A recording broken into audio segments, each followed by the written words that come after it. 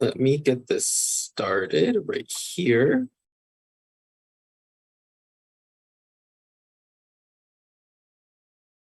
Can everyone see this okay? Yes, I can see. Looks good? Okay. Okay. Well, let's get started. I know Shakira's working today, so I know she's probably a little bit busy. But we will go ahead and get started. So today we're going to be talking about bradycardia, which I know that you mentioned is kind of an area that we don't talk about as much. We usually talk about tachycardia, which is important, right? But bradycardias are also very important. So, Bradydysrhythmias are basically heart rates that go below 60 beats per minute, and this is something that there can be a lot of different kind of causes going on for that. So we're just going to start by reviewing kind of a few different like the alpha 1 and the beta 1 receptors. So again, these are, when we talk about beta blockers and when we talk about, different types of, medications to help bring your heart rate up, like epinephrine and norepinephrine, all of those types of medications, these are all acting on these types of receptors. And that's why we're just going to do a quick, review of them. So the alpha 1 adrenergic receptors, these ones are located in the smooth muscle, in the vascular walls and in the heart. And what happens when we have an alpha 1 agonist or something that's, acting on the alpha 1, we see what happens with the action here, right? We see vasoconstriction, so the blood vessels come together, and we see increased force of heart contraction. So the heart starts beating a little bit faster, or a little bit more, sorry, it squeezes harder and more blood comes out. Alpha 2 is mostly in the central nervous system and in the arterioles. And when we act on that, this is the opposite of alpha 1, right? We get vasodilation. So the blood vessels expand and they get a little bit bigger. We also have analgesia. So the patients will help with their pain a little bit and they can be sedated. So these are all medications, if you're trying to sedate someone, you can consider using an alpha 2. The beta 1, these are what we kind of use a lot in terms of the heart rate. So beta 1s are found in the cardiac muscle, specifically in two nodes that we're going to talk a lot about, the sinus node and the atrioventricular junction. And we're going to talk a lot about this today, about the sinoatrial node and the AV node. And this is when you have the beta agonist. This is where it acts on it. And when you have beta blockers, it can block here as well. And so what happens when you act on beta 1 is you get increased force of rate of heart contraction. So the heart beats faster and it squeezes more blood out. So again, like if you have bradycardia, if you have a beta 1 type medication that acts on it, that can really help with some of the symptoms there. And beta 2 is found in the skeletal vascular muscles, in the bronchial smooth muscles, and in the liver and cell membrane. So you can get vasodilation where your blood vessels open up. You can get bronchodilation. So when we give patients, albuterol to help with their asthma, this is kind of what we're working on. And it can cause, hepatic glycogenolysis as well. So again, we'll kind of come back to this, but those are kind of the four main receptors that we want to talk about and will be helpful when we're talking about bradycardia. So our next one right here is, when we talk about bradycardia, there's two kind of ways to approach it, right? The first is we want to know, is the patient stable or not stable? And so we can do this by a couple of things. One, as we can see, is the patient hypotensive? If their heart rate is slow, if they have bradycardia, are they hypotensive or are they normotensive? Because if they're hypotensive, they may be unstable. But if it's just that they're having a slow heart rate and their blood pressure is okay, they may be doing okay. We also want to look at whether or not the bradycardia is getting worse. So, for example, if a patient comes in with a heart rate in the 60s, that's, borderline, that may be a little bit of bradycardia.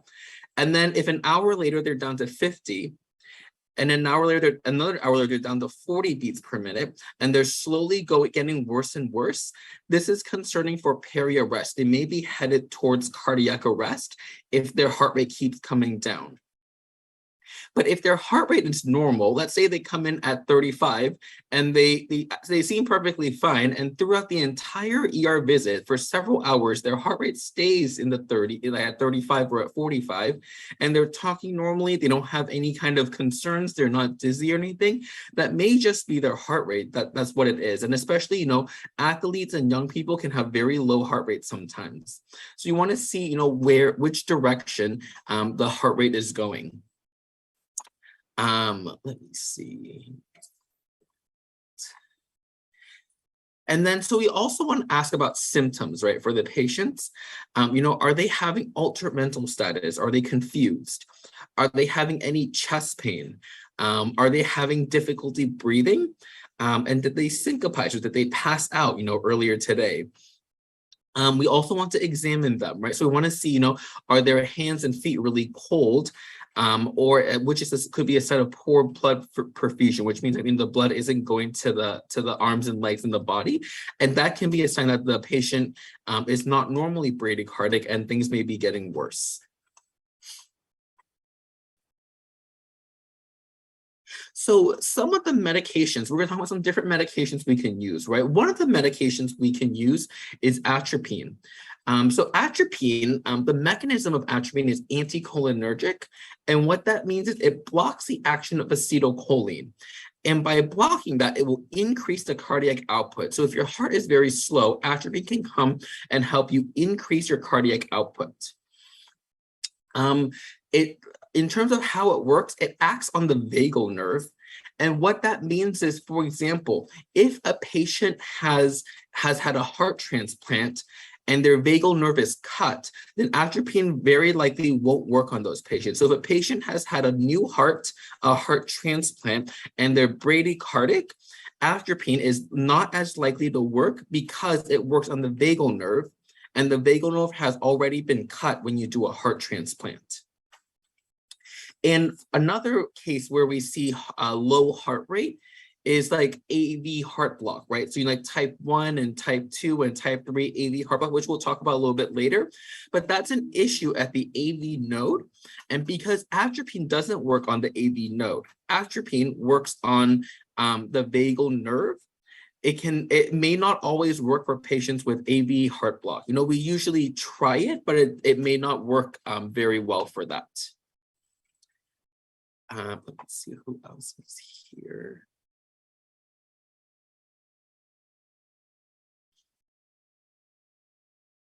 So another option of medications we can use is epinephrine. And epinephrine can be helpful here because it stimulates the entire myocardium. So it causes the entire heart to squeeze and to contract.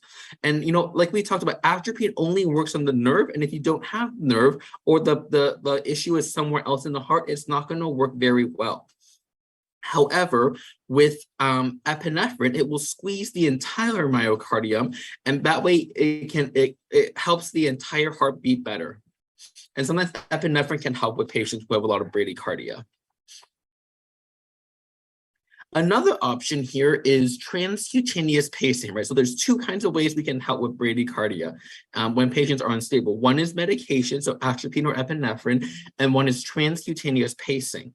And what you want to do here is you see how you want to put the one pacer pad on the left side of the chest, right above the heart, and you want the other pacer pad on the back side of the chest, right here. And the reason you want that there is because you see how here, if you have the pacer pad up here and the pacer pad down here, it basically allows for electricity to go through the heart. So this is the best way. Like if you put it off to the side, the electrical current can't run as well. But right on the top and right on the bottom right here, this allows electricity to run through the heart and to help, help it. If we need to shock it, it will help it beat a little bit faster.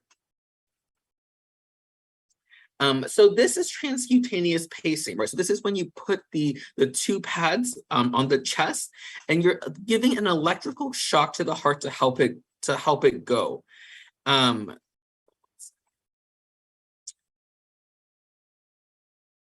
what this means is, as you can see right here, you can see these little things are called pacer spikes. These marks right here. Let me see if I can annotate. I don't know if I can annotate it or not. maybe not. These little spikes here are what we call pacer spikes. And that allows us to, that's basically when we know that the pads are causing the heart to contract. And so the way we want to kind of go about this is you want to, especially if the patient is unstable, you want to start at the maximum energy possible, so about 100 MAs.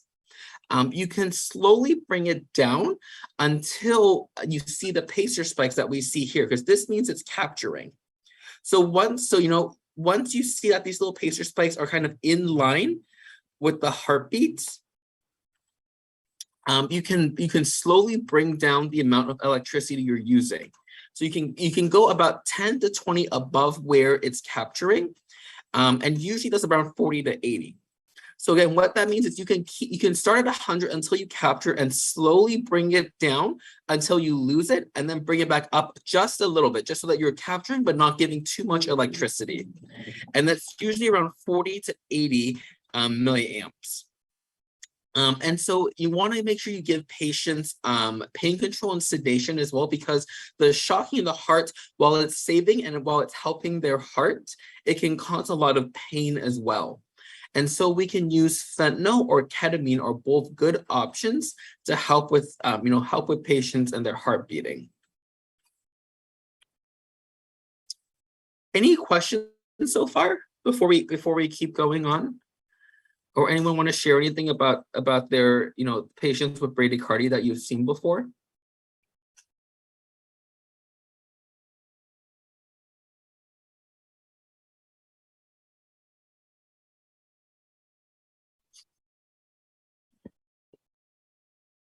In my experience, when I receive the patient with the bradycardia, so I check the blood gauge as soon as possible, and I treat the hyperkalemia right now. And after that, we use the atropine, the muscle, the 3 milligrams. And if the patient is not stable, I do the control to the cardiology doctors to do the transcutaneous pacing. You said transvenous or transcutaneous? Yes. And sometimes use dopamine or adrenaline, dopamine plus adrenaline to increase heartbeat for the patient. You said dopamine and adrenaline, you said? Yes. Yeah, those are both good options to help the heart rate come back up. So it sounds like you all have a lot of experience with this too, with bradycardia. So again, definitely jump in, if you want to share something too, because I'm still learning as well. So, anytime you have, I learn from you all as well. So anytime you have something to share, definitely jump in here as well. Yeah. Sorry, what's your one more thing? I'm saying that we have no experience in transcutaneous patients. So they're only concerned with the cardiologist, and they will order, like you said before, atropine or epinephrine, or sometimes dopamine, and then move on to transvenous pacing. Oh, they usually do. Oh, so usually you call cardiology, and then they do they sometimes do transcutaneous, but they give medication. You said atropine and epinephrine, and they move on to transvenous. Yeah. Oh, that's really interesting. Transcutaneous pacing. That's really interesting. And then, okay, so we'll move on to the next one here. So there's, bradycardia can come from a lot of different places, right? So it can come from the SA node, right at the top, the sinoatrial node. It can come from the atrioventricular node. Or it can come from lower than that, like from the His-Purkinje fibers, or the bundle of His. And the best way to kind of look at that is to look at the QRS complex. So if the QRS complex is narrow, less than 100 milliseconds, 120 milliseconds, then the cause of the bradycardia is most likely coming from the sinoatrial node or from the atrioventricular node. And if the QRS complex is greater than 120 milliseconds, this is probably coming, it could be from the SA or AV nodes, but it can also be coming from the His-Purkinje fibers or somewhere below the AV nodes. So that looking at the QRS complex is a good way to kind of figure out, where is this bradycardia coming from? Is it coming from one of the nodes, or is it coming from, somewhere below that, inside the fibers or inside the heart tissue?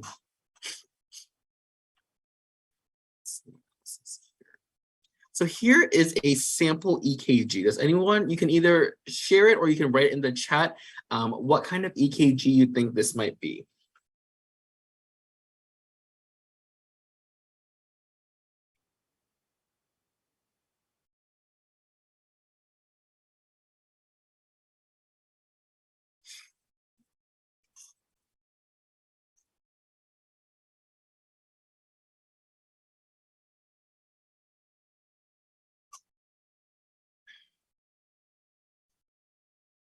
Excellent. That's Diane Huff. Those are both correct. Exactly. This is a first degree AV heart block. And the way we know this is because if we look at the PR interval here, it's prolonged, and it's prolonged kind of consistently throughout the whole EKG. It's greater than 200 milliseconds. So this is that's absolutely correct. This is a first degree AV heart block. And so the PR is longer than 200 milliseconds. Usually for these types of patients, they're mostly asymptomatic. They don't have a lot of, kind of symptoms or any problems. And usually we see this on an EKG, but there's usually nothing, to do much about. So for first degree heart block, you can send these patients home. There's not a lot that needs to be done for patients like this. They usually don't have any symptoms. Let's move on to our next EKG here. What kind of EKG is this? And if you need a hint, this is also a heart block that we're looking at. So what kind of heart block EKG is this? And you can answer, you can write in the chat, whatever is easier. Yeah.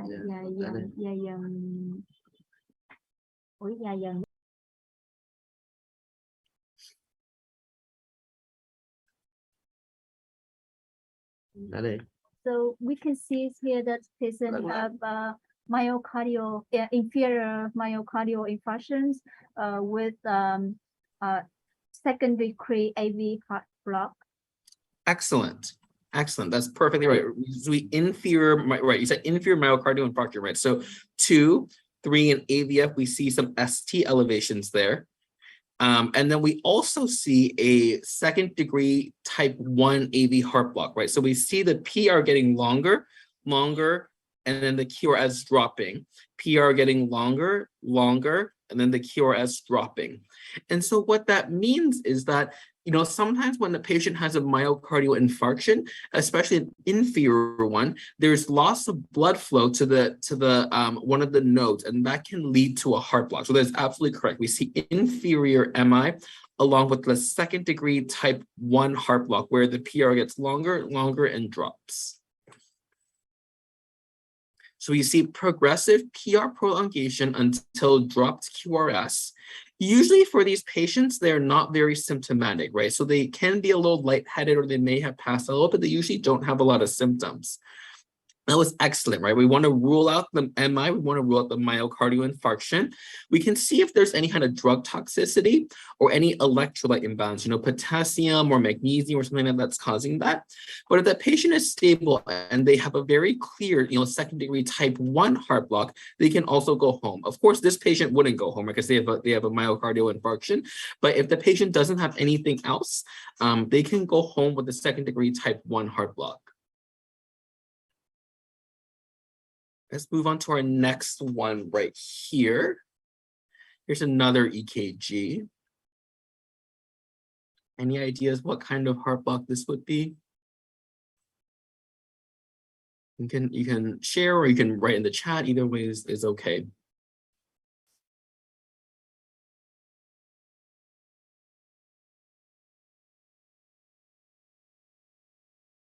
Oops, sorry.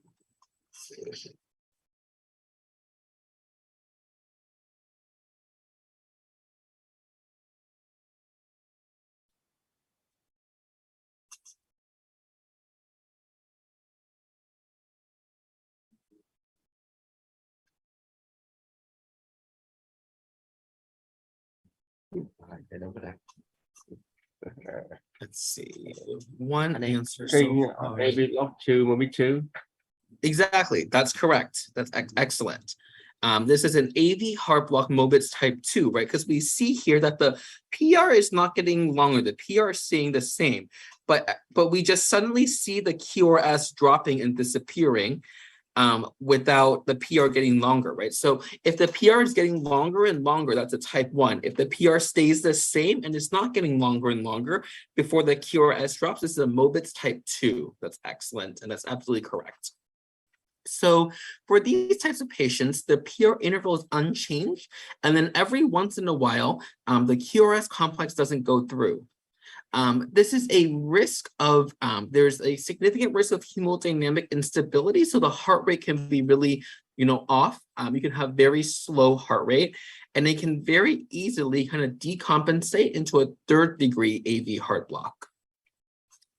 You have a risk of asystole or cardiac arrest of 35% a year. So these patients have about 35% chance of having their heart stop every year. So this is a very serious condition. You want to avoid the AV nodal blockers, right? So like calcium channel blockers like diltiazem or beta blockers like metoprolol. You want to avoid these medications because there's the AV node is already blocked, right? This is an AV heart block. So the AV node, there's already a blockage there. We don't want to give more medications that can block the AV node. You can do transcutaneous pacing if the patient's unstable. Kind of like what we talked about, putting the pads on the chest. And ultimately, these patients should be admitted for pacing to kind of keep their heart rate up and for monitoring in case their heart rate, kind of gets even worse. And cardiology needs to put in a permanent pacemaker for these types of patients. For 2nd degree type 2 patients need a permanent pacemaker by cardiology. Let's move. So one more EKG here. If anyone wants to try to take a guess at what it shows.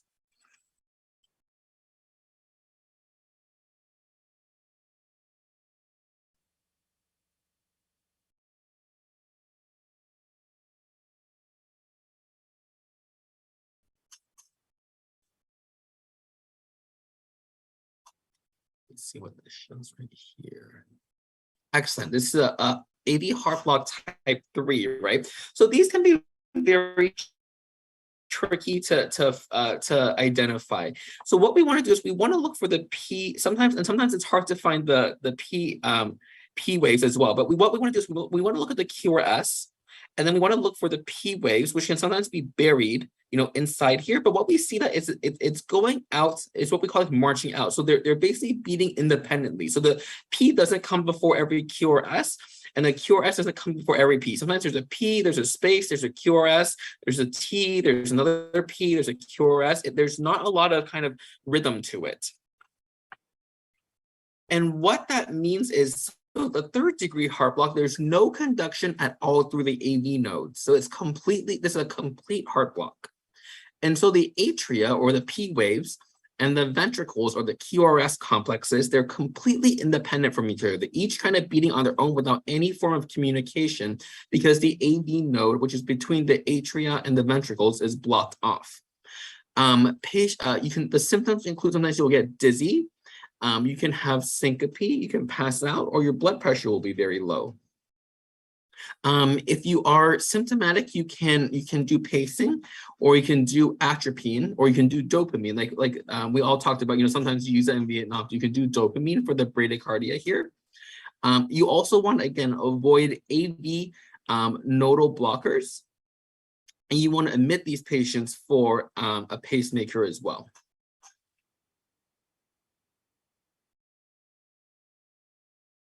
Any questions so far before we move on to the kind of the next section? These were all kind of the 4 main heart blocks, right? Type 1, 1st degree, 2nd degree type 1, 2nd degree type 2, and 3rd degree are complete.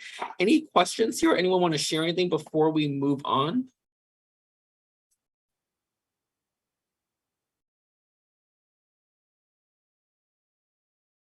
Yeah, move on. Okay. So what anyone have, these are getting a little tricky, right? So these are very hard. So I don't, it's okay if no one knows the answer. We have a couple more different rhythms to look at. Anyone have an idea what kind of rhythm this one is? It's kind of a specific kind that we're looking for. And it's okay if you don't know, because these are getting a little trickier as we go. So I think this is junctional rhythm. Excellent. That's exactly correct. How did you know it's a junctional rhythm? So we can see that the no P wave and the QRS is narrow. Excellent. This is exactly correct. This is a junctional rhythm. And so there's different kinds of junctional rhythms, right? So if we have junctional bradycardia, that's when a junctional rhythm is below 40 beats per minute.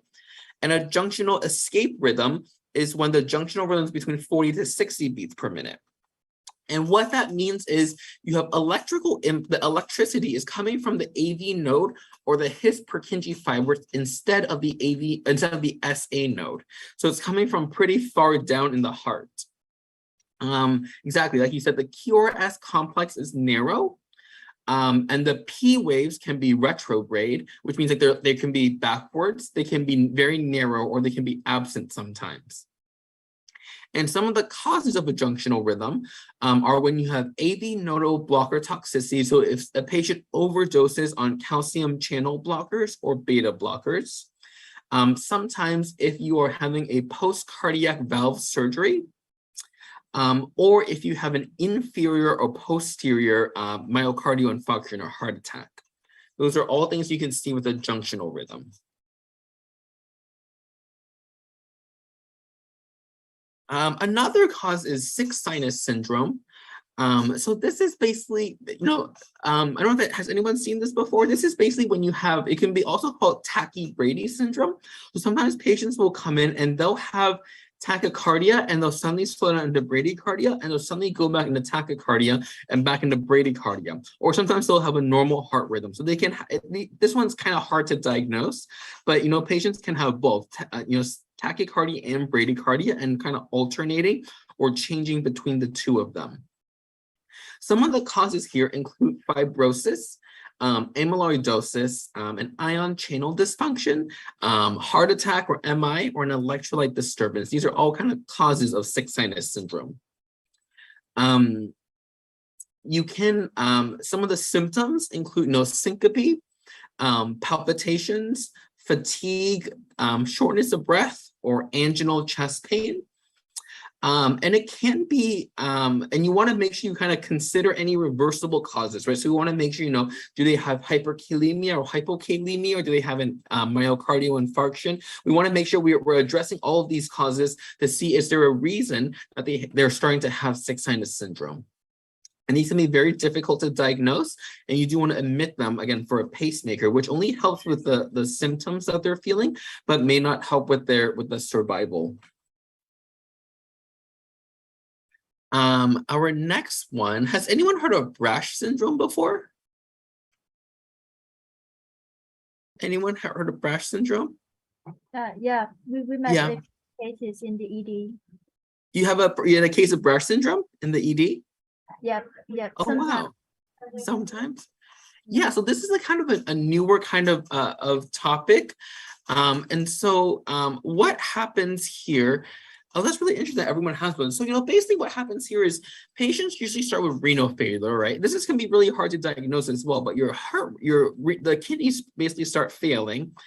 And then what happens is, because your kidneys are failing, your body will accumulate beta blockers or calcium channel blockers at a higher rate, because our kidneys are the organs that clear out the beta blockers and the calcium channel blockers.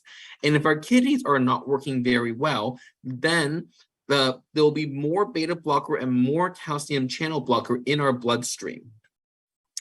And because your kidneys are failing, they won't be able to excrete the potassium as well. So you have increase in potassium. And because there's more beta blocker, you will also get an increase in potassium. So there's multiple reasons that your potassium is going up.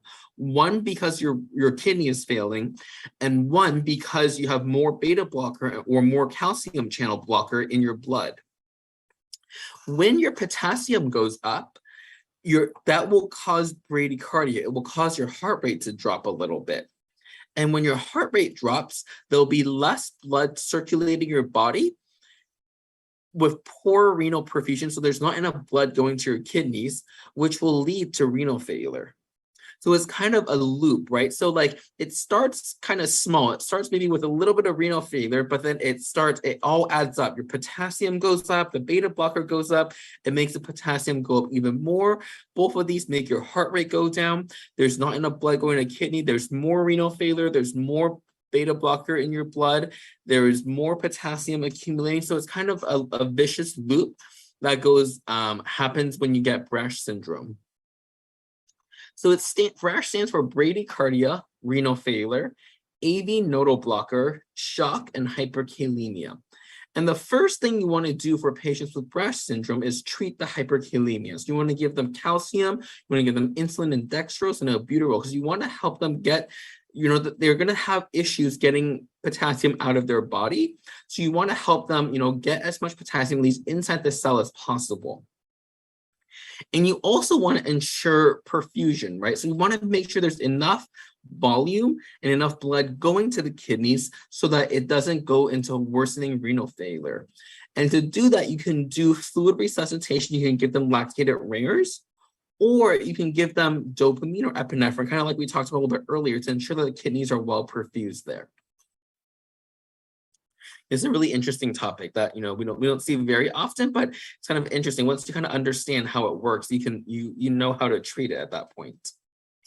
We're going to talk about a few other kind of causes of bradycardia. One of them, this is pretty simple. I know you all have probably seen a lot of hyperkalemia before, but it's basically when the potassium level is above 5.5.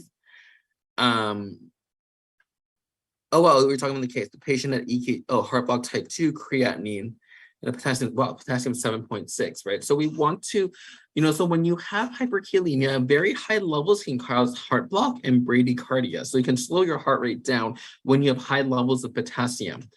The treatment here includes, you want to give calcium gluconate, you want to give insulin and D50, you want to give albuterol. And you can sodium bicarbonate, you can give if they have a very low pH, but you don't always have to do that unless their pH is very low. And if you can also give them, usually we don't do that in the ER as much, but once they go upstairs, you can give them Lasix or Lokelma or lactated ringers. And you want to, if none of these treatments are working, you can do hemodialysis to help them get rid of some of the potassium.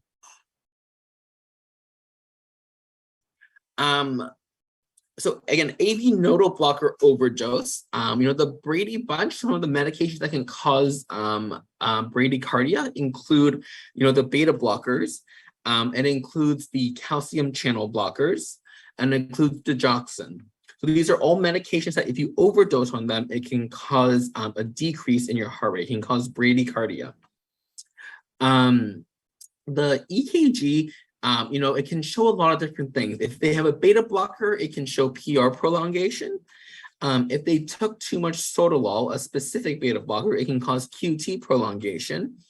And if they took propranolol, it can also cause a widened QRS complex. So when you're looking at the EKG, if you're trying to, understand what medications they may have taken, these are all, good ways to kind of figure out what's going on based on the EKG. You can consider using activated charcoal or like GI decontamination, if the overdose was within 2 hours.